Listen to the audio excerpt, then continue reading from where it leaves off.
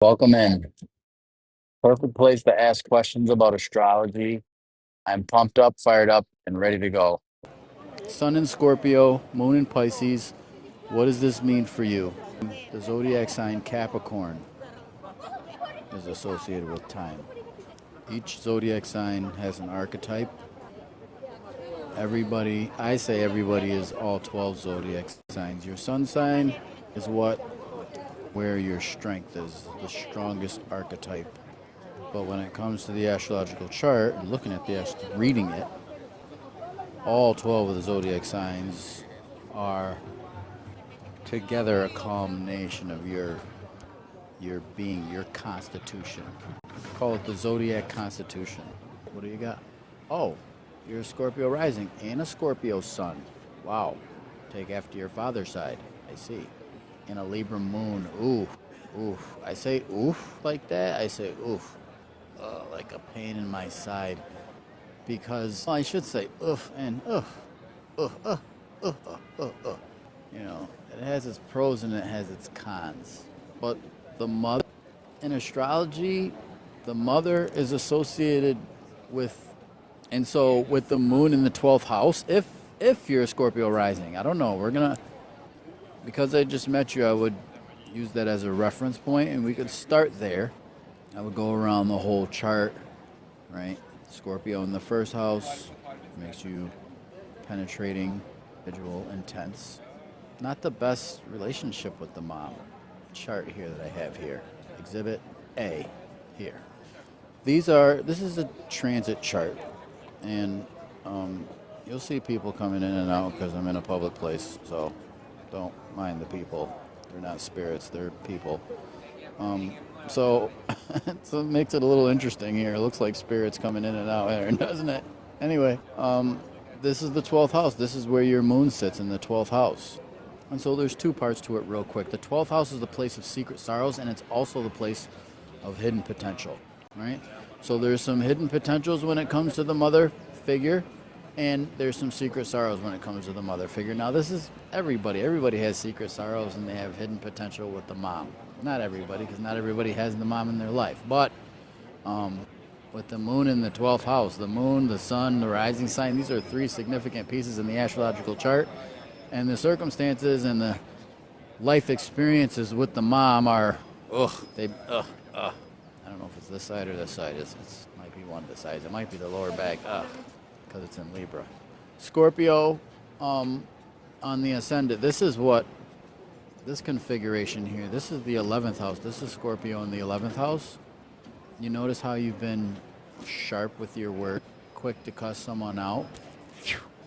Your words were to be objectified. They'd be symbol of an arrow, cutting, stinging, stinger. This is the personality. This is the persona. Also, enthused. Characteristic and archetype of Mars is enthusiasm. There's a significant drive, energy, upbeat, energetic, energized, the Energizer Bunny.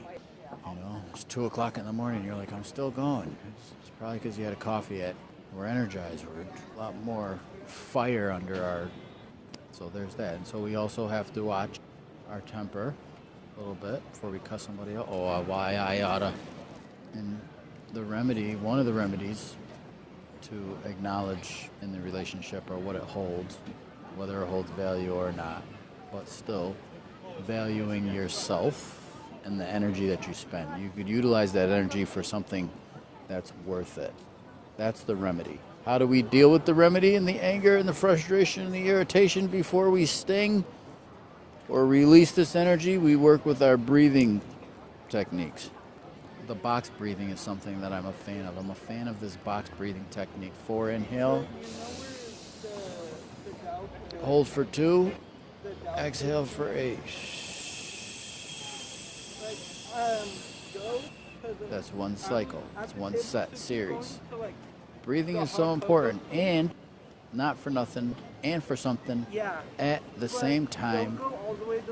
If we were to look at the astrological chart or looking at the astrological chart, the air and the breathing can be connected and associated with the zodiac sign Gemini. Hey, the zodiac sign Gemini, the zodiac sign Libra, and the zodiac sign Aquarius. Hey, the interesting thing about the 3 air signs is that after the air signs are water signs. After Aquarius is Pisces. After knowledge and truth is then belief. After information, then there's a comfort. Once it's interesting how information comforts us. It's that whole dynamic. We'll get into that in a later video. And then Libra, fairness, right? Libra brings a certain type of security, intense security, and bond. Oh, fairness brings the bond. Look at that. I'd never even recognized that astrological key before like that. I've recognized it, but not like that. That the fairness in relationship intensifies the bond. Holy cow, this stuff is awesome. The reason why I even brought that up is the air signs would essentially be the 12th house of the water. So let's go to your Scorpio sun. Happy birthday, by the way. How rude of me. Happy birthday, by the way. Scorpio sun, Scorpio rising. Scorpio rising has Libra in the 12th house, thus they're in 4. You have an air sign in the 12th house, so when it comes to you being in solitude and in secrecy, you're constantly weighing and measuring and seeing, was that fair? That wasn't fair. They didn't treat me fairly. It's always secret sorrow. That's what the issue is with the mom, because the moon, mom, in the 12th house, secret sorrows, Libra, fairness. You're not fair to me. Studies show that when you learn something and then you teach it, you absorb. Yeah, I appreciate that you appreciate my time. Did that resonate with you? That video is for you. For all those who are water sign individuals, I don't know if you can see this triangle in here. In a couple of my videos, I've been talking about this dynamic triangle. It's in effect, it's triggered this weekend. Just by this, if we were playing the guitar, the moon would be the pick, right? And now that the moon is in Pisces, it's picking, it's picking the zodiac sign Pisces. Picking, what is picking? Picking, activating, in layman's terms. It activates the sensitivity, it activates the beliefs, it activates the illusions, it activates the imagination, it activates the fantasy, the fantasizing, all of it. And so it could be a good thing, it can be a bad thing in connection to our desires if we don't get what we want. Fantasy, oh, I want it, I want it, I want it, I want it, I want it. But you can't have it, you know? It's where logic comes in. Logic comes in big time. You are a Scorpio sun as well. I say that I'm all 12 zodiac signs. When I was born, the sun was not in Scorpio. But just like you, I say everybody is all 12 zodiac signs. All of them. Watch your temper. Watch your temper, because it's there's some things. We're in the shadow. We're well beyond the shadow of Mercury retrograde. It's happening within the next 7 days. 2 days maybe even. 6 degrees of Sagittarius. Now, why is this significant? Because Mercury and Mars have been, hanging out with each other in Scorpio, right? The want to, I'm going to say it, cuss people out or put people in their, by force. Mars is forceful. Mercury is the communicative aspect. Communicate through force. Mercury, Mars, Scorpio in an intense way. See that? Putting those pieces together. Scorpio risings, hold it, don't do it. The reason why I say not to do it is because you don't want to spend your energy. You could spend that energy in so many other ways and pour into yourself. That's why I say, not because the person doesn't deserve it, they might need it. You spend. It's kind of like a bee. That one bee, one of those bees where the bee, when it stings the individual, then it died. There's some other scenarios in life where once you got to save the stinger. You need it, right? Reserve your energy. This is the Scorpio energy. You don't want to have to renew yourself, spending your energy on wasting on somebody who doesn't deserve it. But Mercury is going to go retrograde. It's going to get to 6 degrees of Sagittarius, and then it's going to go retrograde back into Scorpio. But Mars is going to make it into Sagittarius first. Now, what does this mean? This is significator, because Mercury in Sagittarius and then Mars getting in Sagittarius, Mercury going retrograde, Mercury and Mars are going to come together in Sagittarius in the beginning. What is that going to do? It's going to activate Jupiter in Cancer here, right? And this Jupiter in Cancer is part of this grand trine. So the things that happened this weekend and that have happened, you've been experiencing over the past couple of weeks, right? You've been biting your tongue, biting your tongue, biting your tongue, biting your tongue, right? Hold the fort. Hold the line. Hold the line. Hold. You can utilize that energy for yourself. And you'll know what I mean when you incorporate the breathing exercises. Not just one, maybe not just two, maybe not just three. It might be a series. It might be off and on. It might be 2 times a day. It might be 3 times a day. It might be a series. Pauses, breathing exercises.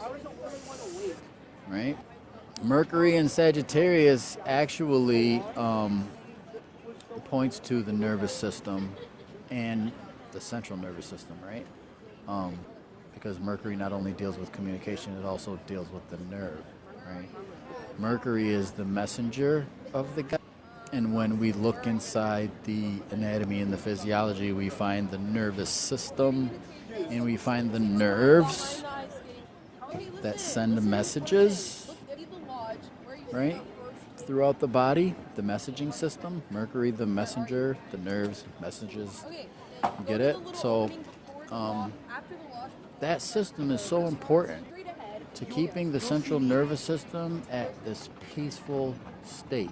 The parasympathetic system and the breathing is something that keeps it humbled. So you're not in survival mode, fight or flight.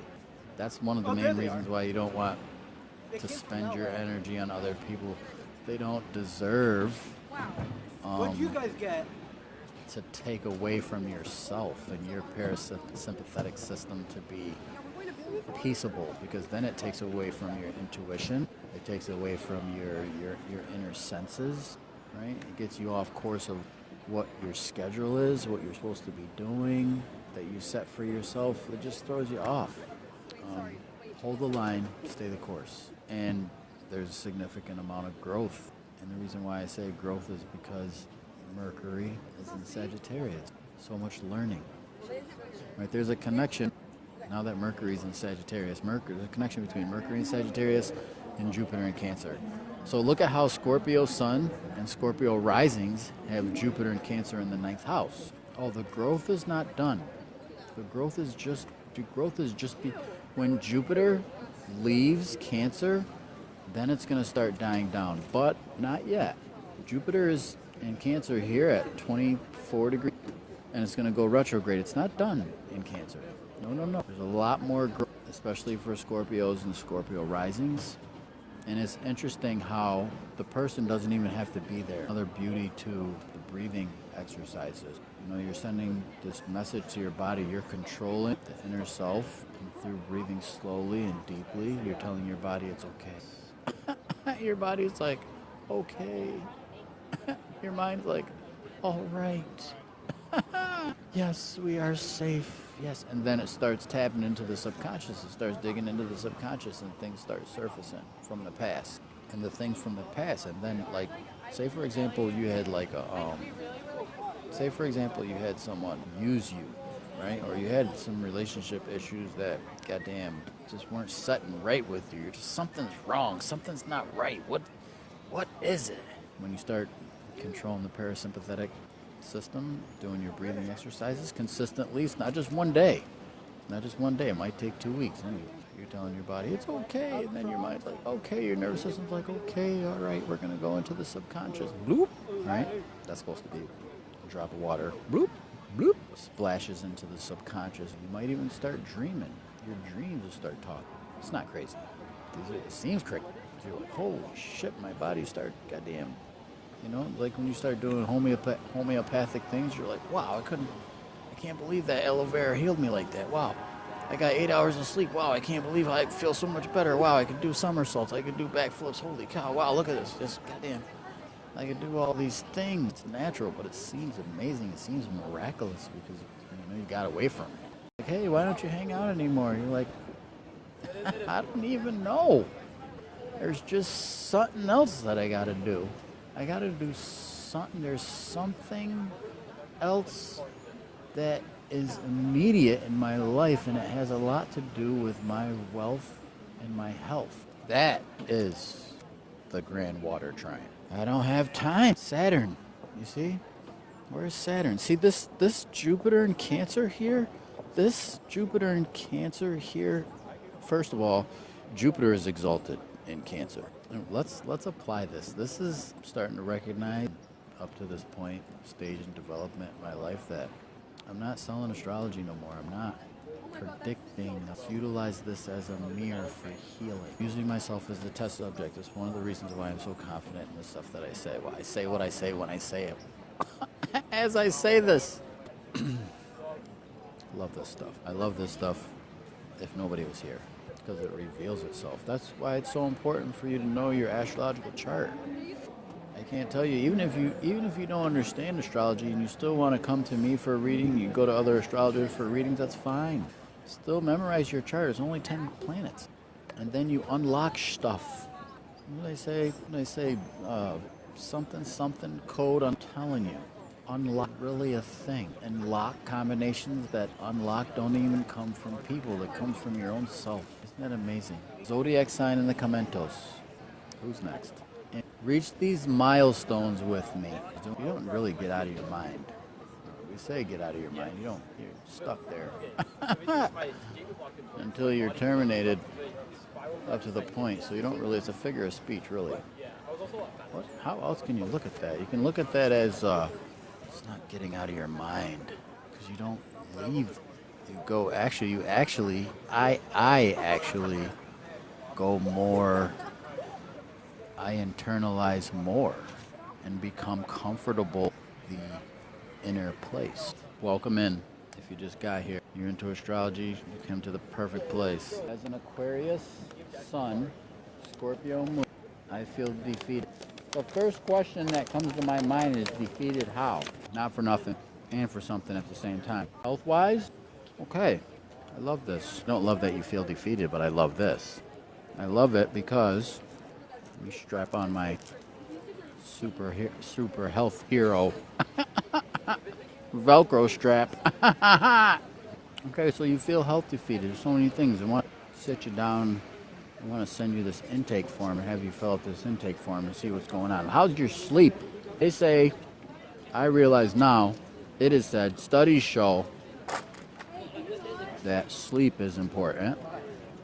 That's a part of health. How many hours of sleep that you need in order for your systems to be recalibrated and rebooted to plateau back to normal. Sleep is so important. Even when you look at the circadian rhythm of it, notice how the days are shrinking and the nights are growing. Nighttime and darkness associated with rest. The birds, the squirrels, and the animals, they disappear earlier and earlier. 4 minutes a day, they disappear early. You don't hear them. Well, it depends on where you are, what type of animals you're talking about. That can be a sign it's time to wind down. It's not bad.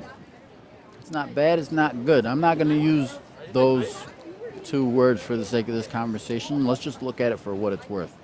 Okay, answer me this. Riddle me this, Batman. Robin. How many hours of sleep did you get last night?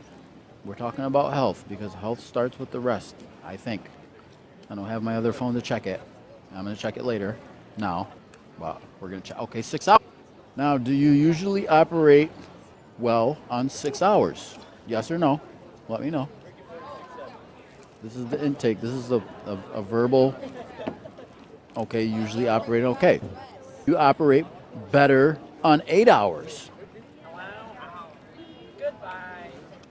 You operate better on 8 hours, so your body could use 2 more hours. And this is the thing too, right?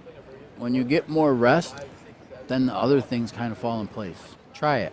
Don't believe me. Try it first. You're the test subject on this one, right? The test subject on this one for me, and you're also the test subject for yourself. You're your own test subject as you move through this life and experience what you experience. not for nothing, and for something at the same time. The days, we're getting less and less hours of day, and around 2 o'clock, 4 o'clock time of day is when things are starting to settle down. Between 2 and 4 p.m. Another question for you on the intake form.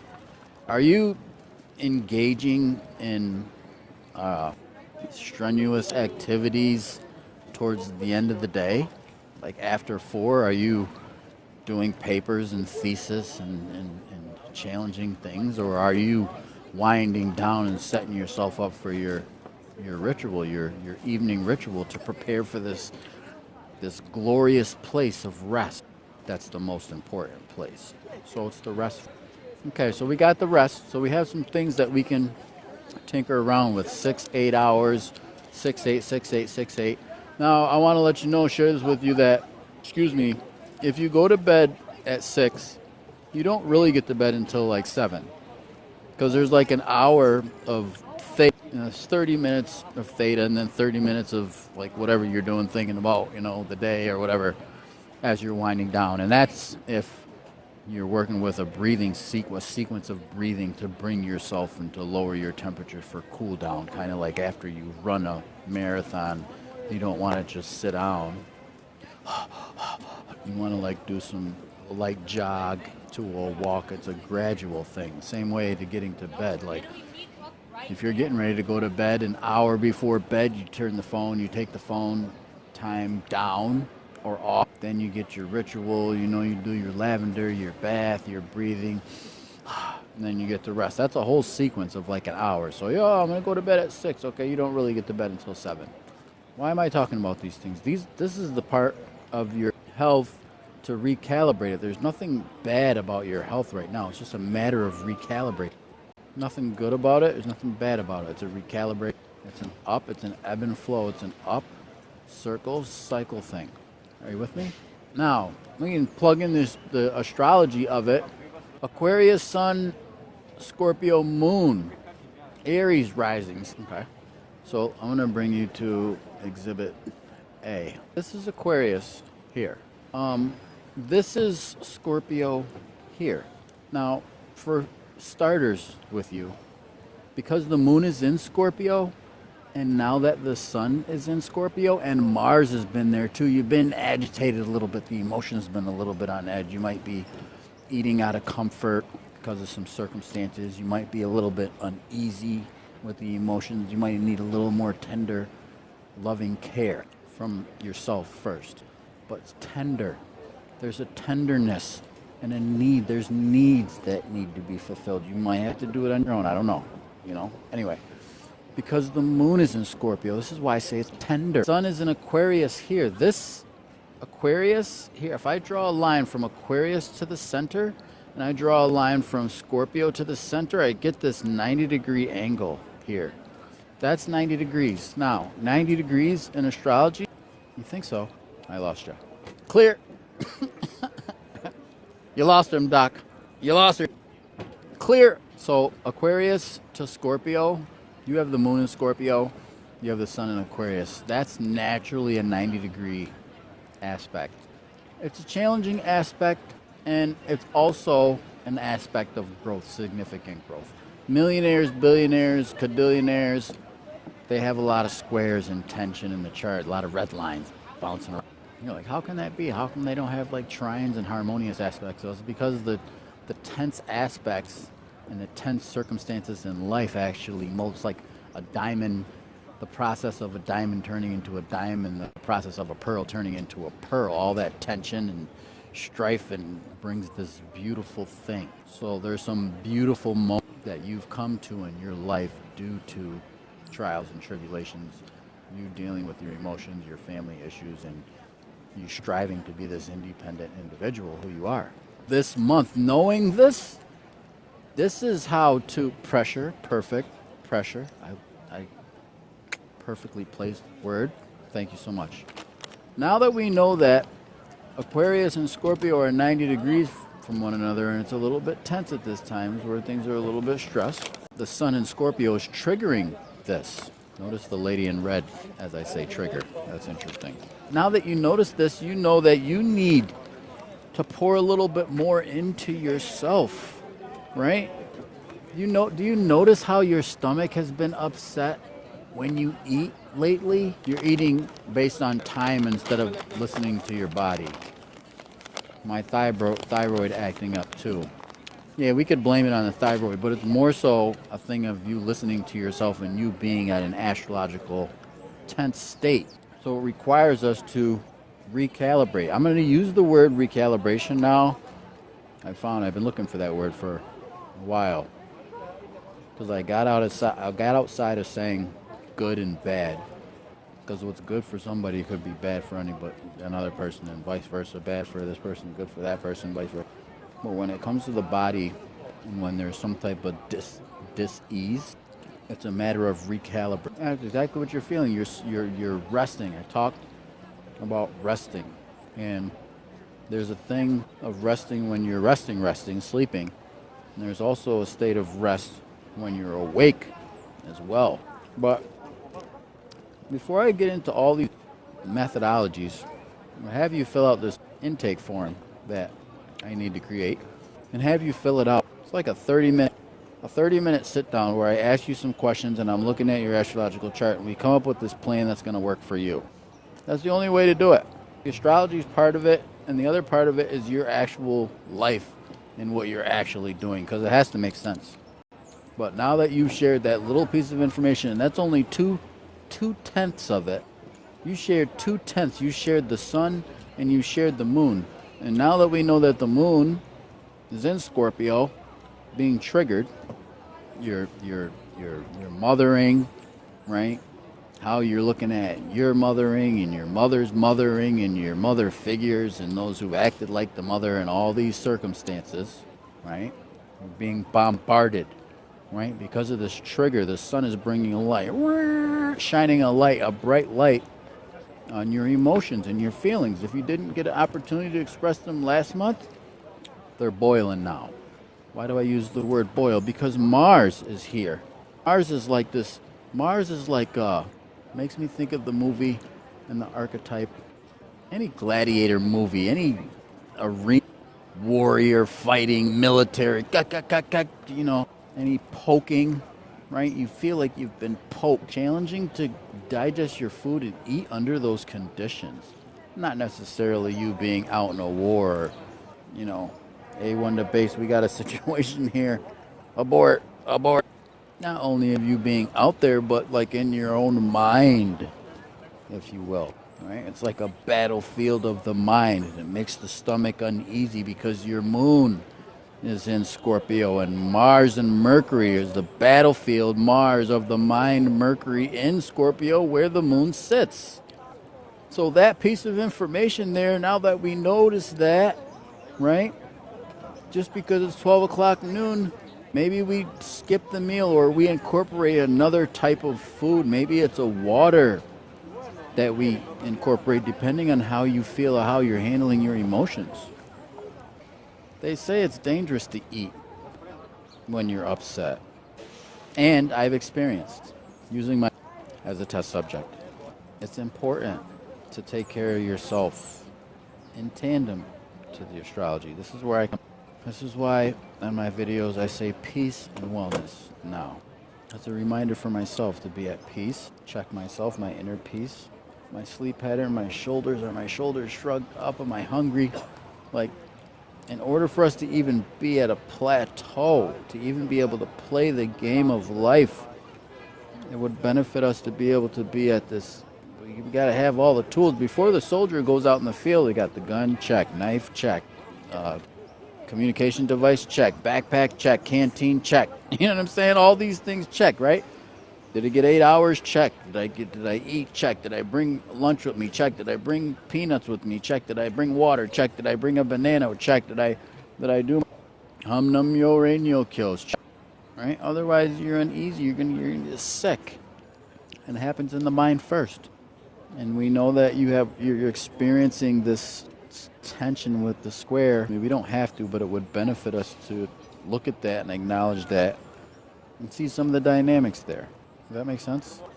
If I had to guess, though, I would guess it was a combination of your sleep schedule, you're waking up into your day, and you're going to sleep into your peaceful state.